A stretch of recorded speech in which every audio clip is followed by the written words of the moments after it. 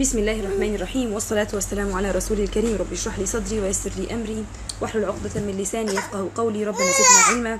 اللهم نسألك الإخلاص والقبول وأن تنفعنا اللهم بما نقول. اللهم آمين. وبعد. Welcome back to my channel and welcome to Tajweed 101 course, simple step-by-step Tajweed course that enables you inshallah to learn and understand how to read the Quran properly inshallah. Welcome, my name is Maghfira and you are watching Maghfira 101, the place to learn and know and understand how to read the Quran properly and understand its meaning inshallah. And today inshallah we are going to continue the last lesson that we started, which is about the articulation point of the noon. And today inshallah we are going to continue the mistakes that may happen when we read letter noon. So let's see them. Mistakes that may happen when we read letter noon. You know that letter noon is exactly the same as N in English letter N, like nest, N. This is letter noon, exactly the same way. And the articulation point of this letter is from the tip of the tongue and what lies opposite to it from the upper gums of the two front incisors and two premolars. Okay, so we have some mistakes that may happen when we read this letter, so let's see them. Number one, less needed ghunna. Give it less needed ghunna, as on nasta'een. You see the noon sound, which should have lots of ghunna, or the sound of the nose should be strong, because this is a nasal letter. Okay, part of the letter is nasal and part of the letter is tongue. So some may do it as, when we read this word, nasta'een, nasta'een. Give it its appropriate time and give it its needed ghunna time and its needed ghunna strength, you know. Some may do it as nasta'een, very low and very short ghunna. Number two, exaggeration ghunna time or over ghunna time. The opposite of the previous mistake.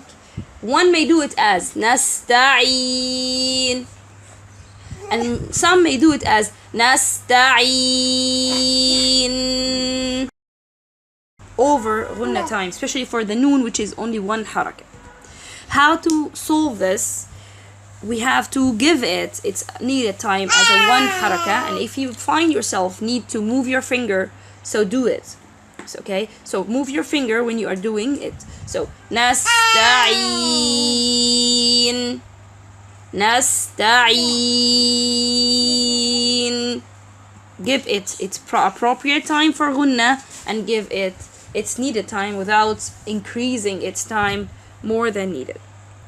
Number three, make it qalqala, or give it a qalqala sound, especially when we have noon sukoon, like an'amta. Some may do this noon as an'amta, an'amta, ana. This is not noon. This is not from the characteristics of noon. Noon has no qalqala. The only qalqala letters are qut, bjad, qaf, ta, ba, jim, dal when they are sukoon. Other than, there's no need to make them with qalqala. So from the common mistakes that may happen here, vibrating its sound, how to do that? Try to make the sound continuous. An'amta, an'amta, like this. The next, exaggeration its ghunna, or exaggeration on its ghunna, like min al-jinnati wan-nas. Some may do it over timing or they're trying doing the ghunna, they're trying to make the ghunna clear, which is wrong. I mean, the over part of it or the over show of it is wrong. We have to do it in a moderate time, or the 2 counts time only. Min al-jinnati wan-nas, like this. So we have to give it a moderate time or suitable for 2 counts, that with this ghunna. The next mistake is make it heavy. Some may do this ghunna sound as a heavy, especially when it is having mad, or when it is having when it's coming before a heavy letter or even after it. Like for example, an-nar. Here the ra is heavy, so some may do it as an-nar, nar, or an-nasihin. Do it as a na, nasihin. It is not na, because when I do it as a na, by this way I elevate the posterior part of the tongue, which is wrong. So I have to lower the tongue completely and read it as an-nasihin, an-nasihin, an-nar, like this. The last mistake that we have is improper following its rules. You know that the noon sakina or tanween, according to the sequence of the letters that coming after it, the letter or the way of reading noon may change. If it is iqlab, if it is ikhfa, if it is idgham, if it is idhar, all of that stuff may change according to the sequence of the letters that following this letter. Some may do it wrong. Like for example, when noon following ayn, in this case we have to make it idhar, we have to make it clear noon. So some may do it as an'amta, give it longer time than needed, as there is a ghunna for 2 counts, which is wrong. We have to give this noon 1 haraka only. An'amta.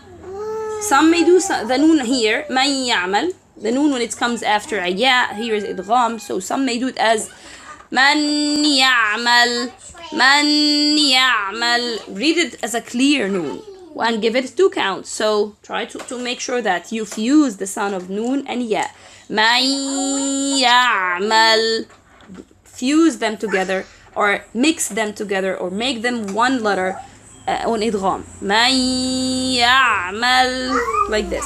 Some may do it as the same here on min qablikum. Min qablikum. The noon and qaf is ikhfa. So some may do it as min qablikum, clear noon, and give it the needed time, then move to the qaf, which is wrong. We have to get ready to read the qaf letter. Min, as I have mim then qaf.